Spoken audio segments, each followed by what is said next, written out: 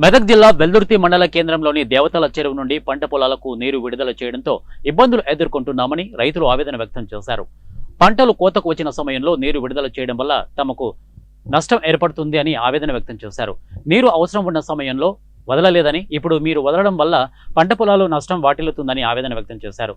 బీడు వారిన పొలాలకు నీరు వదలకుండా కోతకు వచ్చిన పంటలకు నీరు వదులుతున్నారని ఆగ్రహం వ్యక్తం చేశారు.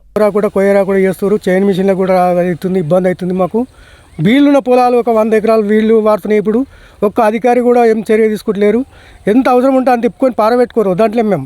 కాకపోతే మాకు ఇప్పుడు నష్టపరిగం అవుతుంది బాగా. మా కోతలకు వచ్చినాయి. మాకు ఇప్పుడు చైన్ మిషన్లు కావాలంటే మళ్ళీ అందరికీ రావాలి, తెలంగాణలో లేవు. మాకు టైలర్ మిషన్ సాగేది.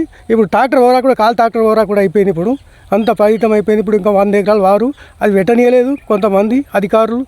ఒక రాజకీయం ఇప్పుడేమో కట్టడి, అప్పుడేమో మీదికి పెడితే మాకు కిందికి రానియరు అన్నారు.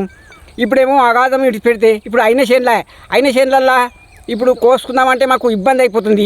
ఇప్పుడు టైర్ మిషన్లు అయితేనే అవి సాగుతాయి, మరి చైన్ మిషన్లు ఏమో సాగాయి. మరి ఎట్లా ఇప్పుడు యాడికెళ్తే